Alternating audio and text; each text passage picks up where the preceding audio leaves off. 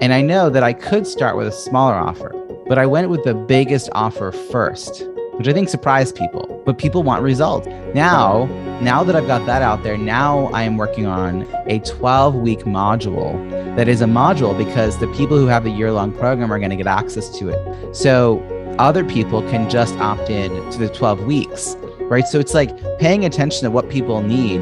And I'm hoping that people will get to the end of those 12 weeks, have that epiphany that you're describing of like, whoa, I can actually do this.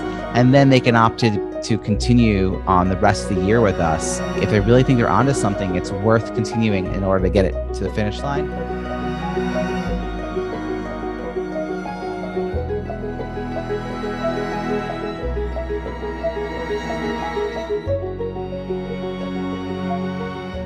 Basically, I would like for our audience to get to know you a little bit better, and I really am, we know each other from the Mirasee and from the live events and the coaching at Mirasee, but I think you have gone through an amazing journey. I've been kind of along the way a little bit with the book launch and stuff. So maybe you tell people, where do you come from and how did you get to where you are right now? Prior to the pandemic, I'd spent about a decade, maybe a little more than a decade, working to be known as a networking expert. Half that time I was still employed and I had a side hustle speaking about networking, a talk called Art of the Schmooze. Then I left that and went to full-time entrepreneurship end of 2014, beginning of 2015. Got the idea for a podcast, launched that a year later in 2016. I'm still running it 5.5 years later. Podcast about networking and leadership. And then a year later, I had a book come out. My first book was Croissants versus Bagels, Strategic, Effective, and Inclusive Networking at Conferences. And then I launched a coaching program. Then I did a TEDx. So you would think I'm poised. I'm poised for the 10 years, overnight success, 10 years in the making. And in March 2020, basically all the things I'm known for, eye contact, business cards, shaking hands, and body language are just not what people need right now. So I was trying to figure out how to show up and add value. And I was fortunate that I had a really amazing peer support group that kind of got me thinking more clearly about how I could add value. My peer group is amazing. I think everyone should think about have a mastermind like that. And so I wrote 9 ways to network in a pandemic and released it on March 12th. And then the next day I hosted my first virtual happy hour on March 13th, 2020, which is the day everything kind of hit pause. And I wasn't trying to build, a new business, but the end result in short form is that it led to several new revenue streams and a thriving six-figure company in just 8 months' time. And I became a virtual event design consultant and executive Zoom producer. And a big reason I think it worked is that at the same time I was coaching entrepreneurs and had to help them kind of navigate this new space and started to treat myself like a client. What advice would I tell myself? And so I started to really apply the same principles. And this year, I wrote a new book called Small List, Big Results, Launch a Successful Offer, No Matter the Size, your email list to answer the question that I keep getting asked, Robbie, how did you do that? More importantly, it shows the reader how they can follow these same best practices around how to validate an idea and build a following around it. Yeah, and I can only say, because I was part of the launch, the book is really great, really helpful. And I think what most people said in, 200 reviews now or something like that, is the practicality, right? Like it's a little different for me, at least. And I've read a lot of books for all kinds of different reasons where people basically talk about what to do, but not very much how to do it, right? And you went in an unusual way, and I think personally in an extremely brave way, all the way to, okay, you would click here and this is how the screenshot would look like, knowing, I'm sure you're more than aware that the LinkedIns of the world and the Facebooks of the world and the Excel producers of the world will for sure, now that the book is out, change the location of the buttons and, and the reactions and exactly how it looks like. So I thought that was cool because it shows, you're doing this knowing, people might have to have a second edition and a third edition in a few years, but it's really for people to actually apply. And I personally appreciated that. And I think it says a little bit about you and the way you go about things compared to some other people who kind of don't really want to tell how to do it. They only want to tell you what to do. And then hopefully you sign up for their $12,000 program or something. Well, Axel, I believe that my ideal clients, amongst many other descriptors, they're educated about the problem. Mm-hmm. They know there's a solution and they want support from me to implement the solution. I can't attract that person if I keep them in the dark. And if people along the way, and there'll be more people probably fall into this bucket, can glean something from what I'm sharing and go figure it out on their own, I'm excited for that. That's a way for me to give back to my community. And they will also refer me. They will also, share my name, even though they didn't pay me a dime. And so all in all, I think it works out. Yeah, it totally works out. And I mean, if people ask me, and this has happened in the same time period, basically, since the pandemic started, and I had to shift a little bit from the traditional kind of program management and consulting work to more into the direction of my passion, which I wanted to do anyway, but it kind of like the circumstances maybe pushed me a little more than I felt being pulled. Maybe that's the way to put it. But I think the underlying thing about it is that somebody learns something like from your book and how to actually create this spreadsheet and actually start identifying the people that are most likely to be interested in the offering. Same like with me, I'm, as you might know, in the passive income generation space, there are like for almost everything, certain platforms. I remember in the speaker world, there are certain, booking bureaus and platforms that you can use. And in the real estate investing, there is a big platform called Bigger Pockets, which I always felt like a good picture, if you imagine somebody with really big full pockets of money walking around. But what happens there is a similar thing. Like people see what is being posted, what is being written, what is being responded to in the forums. And then they come and say, well, can you help me? And if I take somebody through our mentoring program and hook them up with my connections and they ultimately start investing, they tell their network. Just like somebody would tell, hey, I now have clients that I never thought I would have. And they would say, well, where did you get them from? And you say, well, I read Robbie's book, right? And people say, well, I read some stuff on Bigger Pockets that Axel had posted and I hooked up with him. He now helped me. And pretty close, the next question is, well, can Robbie or can Axel help me too, right? And so I think that's a much more natural, organic way of growing and building business and being of service than this constantly drumming on people's head that they need to buy something, right? I wish I could talk directly to the people that put advertisements on YouTube because, I really have a hard time believing that works very well other than annoying anybody who watches a video to be interrupted like that, so. Yeah. No, that's great. And I think your book is really going to help a lot of people, especially those who always thought that it takes a huge network and all kinds of things to ever have a chance to be successful. Well, so the thing about a book like this is it has to be read and put into practice for people to find the real value, to see the real value, to experience the real value. So I had to make sure that my book launch really created a space for that to happen more likely than not. And so, a lot of launches, you're invited to, hey, will you write a review? And like, that's the last you hear from people. So I really wanted to create a container. And I'm actually kind of curious what your experience was. Have you been on other book launches? Yeah, I've actually, my own coach has helped a lot of people with book launches, kind of like capstone of the whole process, because he started his coaching mainly to help people who wanted to write books. Right. And then realized, okay, they don't know how to get an ISBN number. They don't know really how to structure a book. They get, what is it called? Writer's block and all kinds of things. They don't know what the chunk factor or the clunk factor is. Do you know the clunk factor? I don't think I know the clunk factor. Okay. It's basically when you take a book and you hold it over the floor and let it go. And if it's like one of those 100-page little pamphlets, it has no clunk factor, right? So at about 250, 275 pages, it starts making a little thump, right? So my book will not pass that clunk factor, but it's still a really valuable book. So yeah, but it's just because your font size is too small,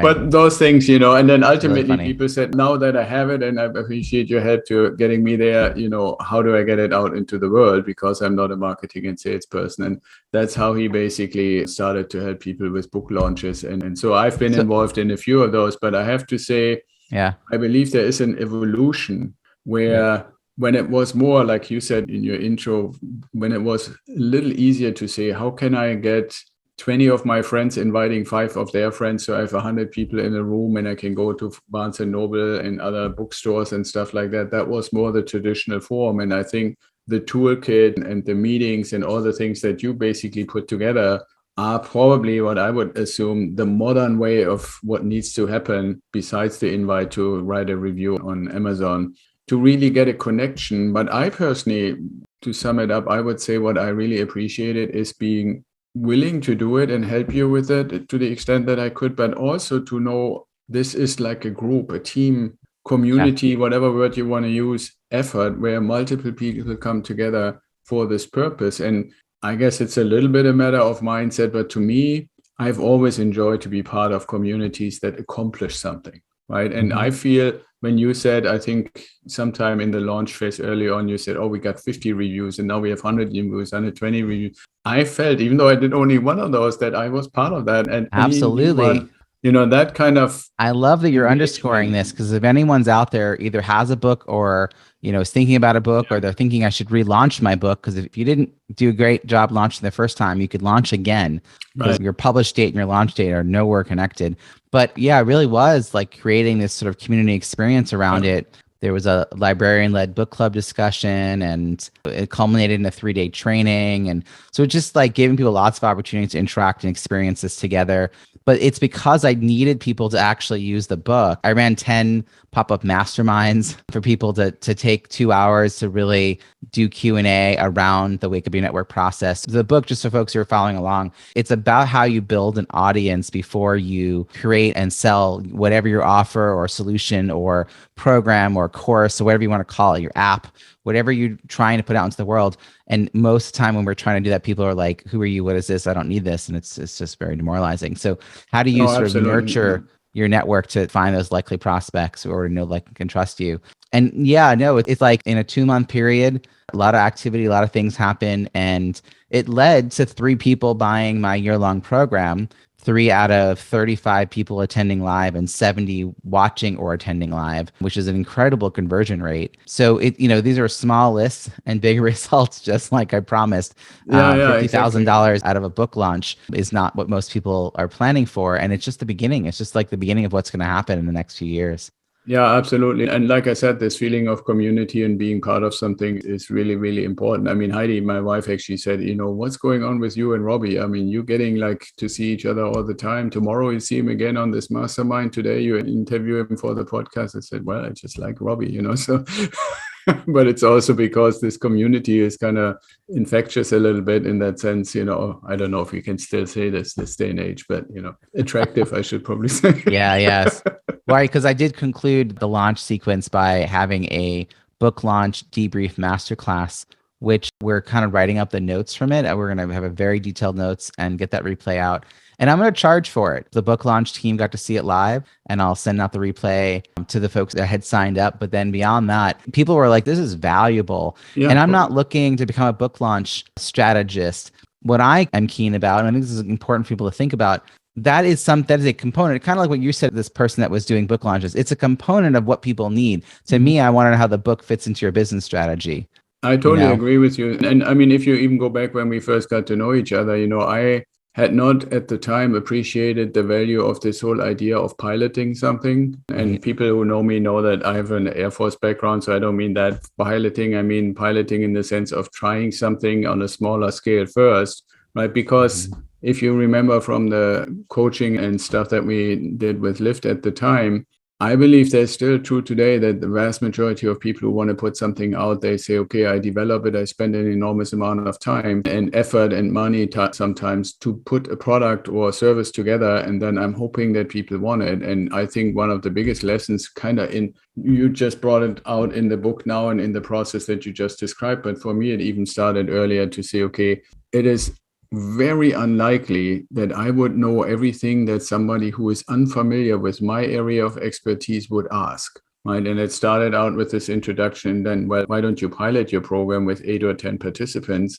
and let them give you all the feedback? And in return, they get it for, half the price or a huge discount or stuff. And I wouldn't be surprised when you going through the process you just described, there were probably questions that you never anticipated people would ask, but you developed and came up with some answers and some solutions that you can now say, well, this makes it kind of like from maybe a square thing to a really rounded and fully encompassing offering that you can actually rightfully I can say share it has something value. here, Axel, that I haven't really talked about, which is that I went for it and decided to create an expensive year-long program.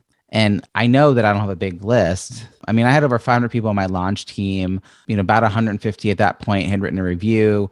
150 people signed up for my 3-day training. So those are the people who are really engaged. Half of them either show up or watch the replay. But the people who watch the replay, I can't, you don't know how engaged they are. They didn't get a chance to experience the community. So it's ends up being like 35-ish people that were there with me over the multiple days. So I know it's not a big list, but I know that the year-long program will actually help people achieve the outcome that they desire. And I know that I could start with a smaller offer, but I went with the biggest offer first, which I think surprised people. I think people coming into the 3-day training were expecting something much less expensive and much less involved. But people want results. And this is the thing. Now that I've got that out there, now I am working on, and this is after multiple phone calls with various people, a 12-week module, which is a 12 weeks to your irresistible offer. That is a module because the people who have the year-long program are going to get access to it.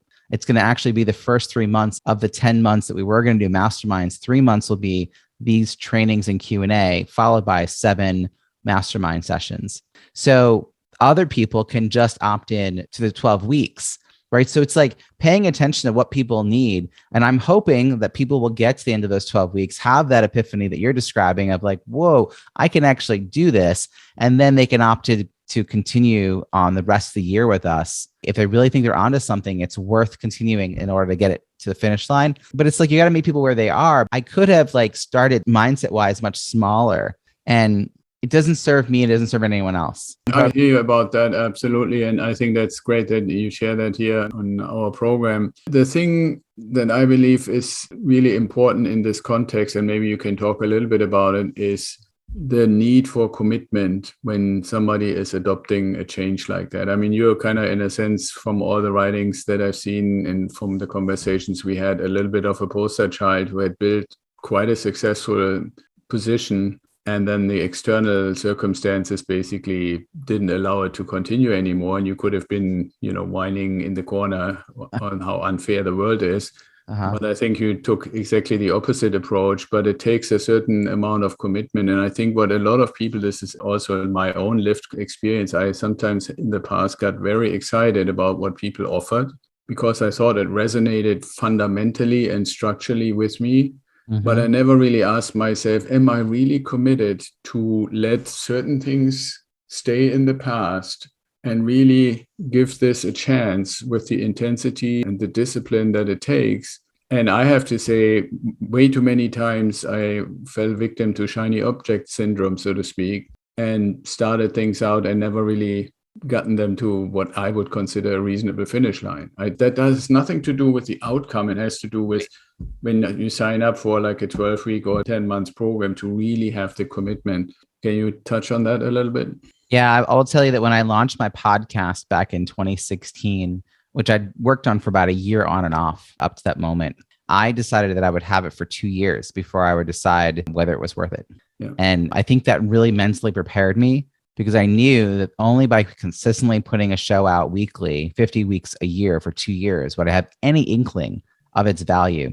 When I joined the National Speakers Association, my goal was really focused on being a professional speaker back in 2015. I said, I'm going to go to this 10 years in a row and then decide if it's still what I need. Because I know that I have to deeply commit to building a relationship, not with the conference per se, but with the people who go. And I need to recommit that every year I'm going to seek out the content that I need that year. And then I'm not above learning. So totally I'm really a person who makes a decision. Like once I decided I was committed to doing the weekly event that I hosted in March 13th, it became the No More Bad Zoom virtual happy hour. And that's still going on 21 months later, nomorebadzoom.com, by the way. I'm just, we're actually I was there for a while too, because I didn't know a whole lot about Zoom in the beginning. Yeah, right. But I committed and I hosted it the entire year, including on Christmas last year. And this year, we are officially not meeting on Christmas Eve and New Year's Eve, but I'm going to log in anyway and just see if any of my regulars show up. Exactly. We've met every single week. So to me, I think commitment, consistency, and the idea that you're going to consistently improve too. So I really believe that 5% better each time you do something that compounded ability to improve. These are the things that have driven me in my success. Yeah, absolutely. And I really appreciate you sharing that. Now, maybe to dig one tiny little bit further is I'm pretending to know now, just for everybody listening, right? I'm pretending I know something here and I'm not sure, but maybe you can confirm that there are times in Robbie's life where you believe still what you just said, but there might be doubts or there might not be the results or so forth. What do you do to overcome this? Man, I've been trying for all this time and it's still only like 100 subscribers or 25 downloads, or it's always the same people who come to no more bad Zooms and no new people joining. I'm pretending to assume it's likely that those times happen. And what does Robbie do to overcome them? I will tell you this. It's about setting your expectations and redefining what success is. My podcast is 5.5 years old. It does not have a huge following. It is a very dedicated following. The people who listen are very engaged. They reply to my emails. They talk to me about what they listen to. They share the content. And I would much rather that than a really big but disengaged list. Same thing with my email list. I don't have the hugest of email lists, but the people, 50% open rate, which I cannot complain about. And people hit reply on a regular basis. And they say things like, "You're reading my journal, Robbie. You're in my head. How did you know this is exactly what I needed to hear this week?" So to me, that is more precious and way more important than metrics of success around numbers and vanity numbers to me. So I have to be thoughtful about what do I think of as successful. I actually think part of my success with my podcast is that I've done it 265 times. Like that is my metric. It's the fact that I'm consistently doing it and I get to meet amazing people and I get to have amazing conversations and I get to share them.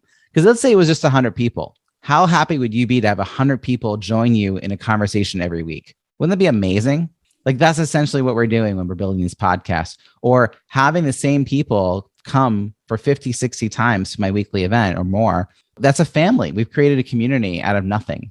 Yeah, And absolutely. we've been welcoming newcomers in along the way, right? Yeah, So it's totally. yeah, I think mindset is such an important part of it. But, what is your success metric and how can you count the little milestones, not just wait for the really big ones that we're all aiming for? Well, I really appreciate that. And it just shows me that we somehow are very aligned in our thinking.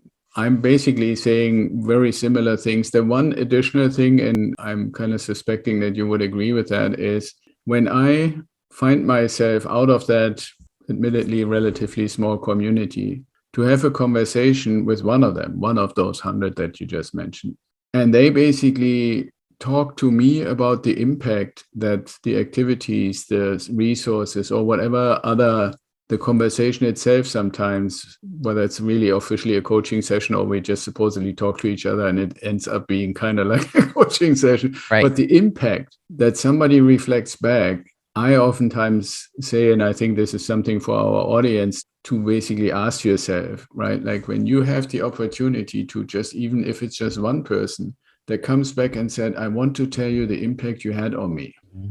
For me, this is refilling the battery for the next 100 episodes or something like that, just that Absolutely. One. And if it keeps happening regularly, so much the better, right? It's not a volume thing. It's really a quality and impact aspect that I think is important for everybody to look for. 100%. And my call to action for everyone listening is to realize that every content creator would be eager to hear about your feedback, your reflection, your learnings, the impact of their content, of what they've created and put out in the world, whether it's a blog or a podcast or a book or anything. If someone writes you an email in their weekly email, how hard would it be to hit reply and say, "Wow, that really, really nailed it for me this week," or "I'm going to do that thing you mentioned," or "I checked out the link you shared and it was really interesting." Like that effort is so minimal, and the impact, as you're describing, Axel, it really does fill us up, and we're out there trying to put good value out in the world. I do really thank the people who take the time to let me know, and that's partly why, I asked for people to send me the reviews in advance before they went on Amazon, and it was to separate the process out so that people could separately write the review, which is for some people not easy to do, and then separately post it on Amazon, which for some people is not easy to do.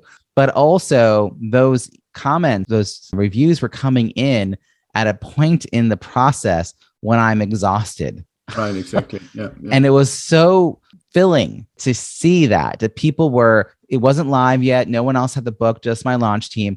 But to start to see those comments coming in by the dozens until it hit 100 plus, that is what, you're like, wow, I've got to keep getting to the finish line and get this book out into the world because it's valuable. And, Yeah, exactly. I think that's part of what I think authors who don't build their launch teams to have this kind of experience are really, they're missing out. Yes, it's effort. Yes, you're just tired. You want to hit publish. Well, whenever you've got energy, go and build a launch around your offer, your book, because people will fill you up and you'll be nurturing relationships that may lead to future engagements. You just don't Yeah, know. absolutely. Yeah. And I mean, when they actually did that initial simple thing to just basically say thank you or some nice words or some reflective words, that's one thing. What I've observed over time is that relatively close-knit, smaller group of people gets more and more personal, right? Because Right. it really transitions from a business relationship where you maybe sometimes right or wrong put on a pedestal, deservedly or not. I always hope it is deservedly, but ultimately it becomes, okay, let's take you down from the pedestal and just ask you a personal question, sometimes prefaced with, I don't want this to be out in public, but I trust you enough to bring this up, right? Whether it's in a call or in an email and stuff. And I think those are the indicators we should all be looking for to say, okay, if you're not quite sure because nobody told you, or you made a massive impact on me in those words, but look for those indicators. And I think it's hugely gratifying for staying the course and being disciplined and not getting too exhausted to the point to say, oh, I don't want to do it anymore. I also should tell you that I almost gave up my podcast at 2 years. I had another idea that I was really excited about. I've been thinking about it for 2 years. I got so excited that I actually went and got a trademark. I don't have a trademark for anything else. I went and got a trademark for this idea. I started researching and I was ready to launch a brand new audience. I thought it was monetizable, but it would have taken effort. And I had a coach who actually helped me realize that I had essentially ascended the ladder. He was making me almost think of like if I was going to like a diving board. I had gone high enough that I'd reached the point where I knew how to get to, and I didn't know how to go the last 10 steps. But I see people gathering next to another ladder, to go up. And I go, hey, I know how to do that first 10. And I climb down off mine and I start to help people up the first 10 of the other ladder. He was like, if you keep doing that, you're never gonna continue. And so I stayed the course, and the podcast became more meaningful to me the second, third, and fourth year. And now I'm 5.5 years in, and it's incredible. And I just wouldn't, there was a moment in 2020 when I had no money and I still had a plan to cover the costs of running that podcast. So I don't know. It's just like sometimes you get more out of it over time. And yeah, it's hard. I think a lot of people don't know the commitment piece of that. And you don't see results right away. I've been working on my weekly email forever. And like that doesn't, at some point you start to see a response, but it just takes some time to understand who you're reaching, who you're creating content for. Yeah, absolutely. I think that is great advice. Now, we're almost half an hour in. I want to ask the two questions that we asked everybody just for consistency. So the first one is there somebody out there that you admire and would love to meet? And if so, who is it and why? Who I haven't met and really had a conversation with, it would be Pat Flynn of Smart Passive Income. Oh, yeah, I've actually met him. I met him briefly at a conference. He's lovely in person. I even got a call out from the stage. That was also really nice. But I mean, he is the kind of person, I think he's a smart and savvy businessman, but I also love the way he's just genuine and real. And he's a family guy, and he's just not like a bro dude. And in a space that has a lot of, guys walking on the beach and leaning against their rented Lamborghinis, he's just not that. And I'm so glad I found him as I entered into this space. I admire who he is in the world and what he's done and how he's created it and how he's giving. And he was an inspiration early on. It was his show that led to me wanting to do a podcast. Yeah, that's very cool. I had the privilege to meet him, and not just, like on the stage or stuff like that, but really like with a very small group of people on the dinner table spending I don't know, we probably spent 2 hours together. And the thing that is amazing about him, I can only second that, is he is not really doing anything that I could put my finger on, but it feels like he is like the big papa in the room that everybody wants to get under the wings and get some of. He is one of those people, and this might sound a little esoteric for some of the audience, but I really honestly believe almost from a physics perspective, there's something like an aura. And he is one of those people, and I have to admit there aren't that many who have a big enough aura where you really feel it when you're just sitting on the same table. There is something special, some special energy going on here. And he is one of those people where it's not so much what he says or how he says it or how he keeps himself on sitting or standing or speaking or stuff, even though he's really brilliant in that. But I mean, just his transparency. I was influenced very early on by how transparent he is with this business. And as my business transformed and took off in 2020, I've been very transparent about what I'm trying, how I'm trying it, how it's succeeding, where it's not, what we're doing. I mean, I did an entire masterclass about our debrief. I literally was like, our book launch. I was like, here's everything we learned. To me, I don't know. It's like, I always believe in the philosophy of abundance and that giving away knowledge doesn't deplete me. And he embodied that. It's something I believed for a very long time. So, when times normalize a little bit, I hope for you that you have a chance, because you will, I'm sure, will very much enjoy it. The other question we ask everybody, Robbie, if you had a time machine, you could go forward or backward, where would you go and why? Oh, my answer changes so much now that I have kids. I would go forward. Okay. I would go forward to my kids being in their 30s and seeing kind of what adults they turned into. I'm really curious. I'm really curious what happens with them. It's hard to imagine. They're 4 and 6 right now. I had my children when I was 41 and 43. So if they're in their 30s, I'm in my 70s. I'm expecting to still be actively doing stuff in the world. But you're going to be 100 for sure. Yeah, I'm just really curious. Who are they in their 30s and 40s? Who do they develop into? I kind of can't wait to get to know them as friends. When this point where like your adult children become your friends. I can't wait to get through the teenage angst and get into the 20s and get into the point where you actually have a conversation. It's just really exciting to see who they turn out to be. And that would be a really fun visit, even if I couldn't stay there for long. But meanwhile, I'll stay on this journey with them and see where it goes. I mean, I have a daughter who is in her 30s, and it's definitely worthwhile. If I could have done it 20 years ago or 30 years ago, I would have done that too. That's Wouldn't it be fun? Really cool vision. Especially if what you were to find were honestly and truthfully what happens. You might not in every aspect be validated in what you think is or most likely going to happen, but it's still so cool, and there is no substitute, right? Right. So I think it's a great idea. Well, I mean, the time flew by like it always does when we have great conversations. Robbie, thank you so much again for being on the show. One last time, tell our audience, please, how they can get in touch with you, either with the Zoom or if they want to do something about your other offerings. Well, so you can go to nomoorebadzoom.com to learn more about the No More Bad Zoom virtual happy hours that I host every Friday at 5:00 Eastern. And also go to robbiesamuels.com/Axel to check out the details about the book. But you can also get access to the Big Results Toolkit, which is a free bonus content, a bunch of resources to help you implement the strategies in small lists, big results. So if you go to robbiesamuels.com/Axel. Yeah, that's awesome. And thank you for making a specific site for us and for our audience. And it will be cool. And we put that link and the other link to the No More Bad Zooms in the show notes so everybody can get access to it. Thank you. So thank you very much, Robbie, for being here, for your time, for your wisdom, and for being part of your life. Thank you. Bye-bye. All right. Thanks for listening, and I hope you enjoyed today's episode of the Ideal Investor Show. More info and the links we mentioned during the show are in the show notes, or you can go to our website at idealwealthgrower.com and sign up for the Apple Podcast link. And if you like to talk to me, sign up for a strategy call. Hopefully you want to share what you learned with your network and bring more people in. We are really eager to hear your comments. And until next time, be well, stay safe, and ciao.